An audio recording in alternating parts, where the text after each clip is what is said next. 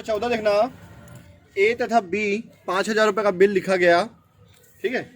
20 को स्वीकार करके ए को लौटा दिया, ठीक है। अब दे तिथि पर बिल का भुगतान हो गया है। निम्न परिस्थितियों में ए के पास ए क्या प्रविष्टि करेगा, ठीक है। ध्यान से सुनना, कहानी ये है, ये ए है और ये बी। ए इसको बेचा था, इसका एंट्री हो गया। बी इसको बिल वापस किया था, ये भी एंट्री हो गया, ठीक है। अब पेमेंट टाइम पे हो गया है, लेकिन पेमेंट के टाइम पे बिल कहाँ पे था, उसके लिए 4 पॉइंट है। अभी आपको क्या पता चला, बिल किसके पास है, ए के पास। लेकिन वहां पे दिया कि ए के पास से बिल अगर सिर्फ ए के पास रहता है तो क्या एंट्री करेंगे। अगर बिल बैंक के पास चला जाएगा तो क्या एंट्री करेंगे, हम लोग बैंक को देते हैं ना, भुनाने के लिए, पेमेंट के लिए बैंक को दे देते हैं या किसी और को दे देते हैं, ठीक है। उसको बोलते हैं बिल को इंडोर्स करना। जब बैंक में भेज देते कलेक्शन के लिए, हम लोग 4 टाइप का पढ़े, क्वेश्चन नंबर 2, 3, 4, 5। इसमें क्या पढ़े थे, बिल हमारे पास रहता था, पेमेंट के डेट पे हम सामान बेचते थे और बिल अपने पास रखे थे पेमेंट के डेट पे। ये क्या करता था, बिल को वापस ले जाता था और पैसा दे देता था। दूसरा पढ़े थे क्वेश्चन नंबर जैसे 6 और 7, आई थिंक 6, 7 था, जिसमें क्या करता था, बिल को हम लोग बैंक से पेमेंट करा लेते थे। जिन लोग आशा और राधा वाला पढ़े थे, देवेंद्र और विनय वाला पढ़े थे, बैंक में देते थे पेमेंट कराने के लिए, बैंक से पेमेंट करा देते थे, है ना। बैंक डिस्काउंट करके पैसा दे देती थी, बाद में हम लोग एक दूसरे को बैंक में पेमेंट हो जाता था। फिर हम लोग 8, 9, 10 पढ़े थे, जिसमें हम लोग क्या करते थे, शोभा ने क्या किया था, बिल को मीना को दे दिया था। विक्रम ने क्या किया था, बिल को श्याम को दे दिया था, ठीक है। ए क्या किया था, डी को दे दिया था। ये हम लोग पढ़े थे, उसको बोलते हैं बिल का बेचान करना, इंडोर्स करना। फिर उसके बाद पढ़े हम लोग 11 और 12, जिसमें बैंक बिल को क्या करते थे, कलेक्शन के लिए भेज देते थे। जैसे पेमेंट का डेट 4 अप्रैल है तो 30 मार्च को भेज दिए थे हम लोग, ठीक है। क्वेश्चन नंबर 14 सबका मिक्स है, कंबाइन है। क्वेश्चन नंबर 14 सबका कंबाइन है वो,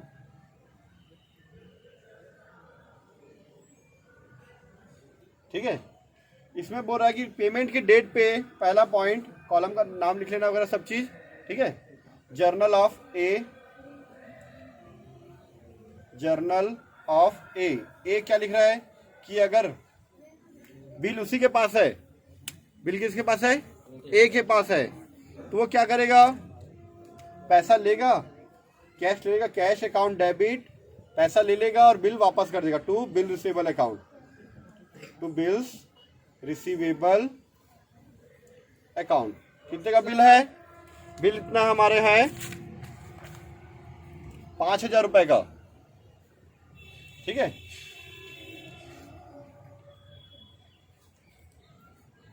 being payment of bill paid, receive लिख देते ना, being payment of bill, payment of bill received, ठीक है। क्योंकि हमारा पहला एंट्री कंप्लीट। दूसरी एंट्री, पॉइंट नंबर 2, अगर इस बिल को मैं बैंक से डिस्काउंट पे करा लेता हूँ 4,800 रुपए में, ठीक है। इस बिल को मैं क्या किया, बैंक से डिस्काउंट करा लूंगा, तो क्या होगा, बैंक से अगर डिस्काउंट कराऊंगा तो बिल कितने का है, 5,000 का। देखना बेटा, हमारे पास से बिल जा रहा है टू बिल्स रिसीवेबल अकाउंट। अब मैं शॉर्ट में लिखा, आप लोग पूरा फुल फॉर्म लिखना। बिल कितने का गया हमारे पास से, 5,000 रुपए का। अगर पेमेंट की डेट पे बिल हमारे पास रहता है तो पैसा आएगा, बिल जाएगा। अगर इस बिल को मैं बैंक से पेमेंट कराऊंगा तो बिल हमारे पास से जाएगा, हर केस में बिल हमारे पास से जाएगा। इस बार पैसा कहाँ पे आएगा, बैंक में, बैंक अकाउंट डेबिट। कितने रुपए में कराएं बैंक से पेमेंट, 4,800 रुपए में, 200 रुपए कम हुआ। बिल मेरे पास से कितने का गया, 5,000 का बिल गया है, और बैंक कितना दे रहा है आपको, 4,800 रुपए, 200 रुपए कम हुआ। इसको हम लोग लिखते हैं discount, discount account debit. Being, इसको बोलते हैं बिल का डिस्काउंट कराना, बीइंग बिल डिस्काउंटेड।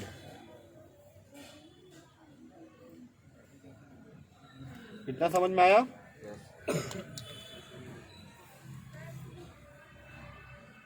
ठीक है। चलिए, ठीक है। उसके बाद पॉइंट नंबर 3, पॉइंट नंबर 3 में क्या बोल रहा है आपको कि अगर हम लोग बिल को सी को दे दें, सी को इंडोर्स कर दें, तो पाने वाला कौन है, हमारे पास से बिल चला जाएगा सी के पास, ठीक है। तो हमारे पास से बिल जा रहा है तो बिल रिसीवेबल अकाउंट क्रेडिट। अब ये बिल को पाने वाला कौन है? सी। तो सी डेबिट लिख सकता हूँ मैं, या सी के साथ स्लैश करके सी, ठीक है, पोस्ट ऑफिस डाल के एस लिखे और अकाउंट लिख दिए। सी डेबिट या सीज account debit to bill receivable, इसको बोलते हैं बिल का इंडोर्स कराना, बीइंग बिल इंडोर्स, इसको बोलते हैं हम लोग इंडोर्स कराना। इंडोर्स थर्ड फॉर्म यूज करो, इंडोर्स, ठीक है।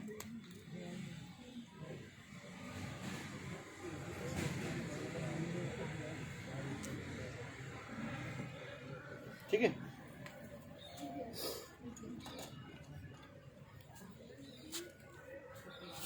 चलिए नेक्स्ट देख लेते हैं।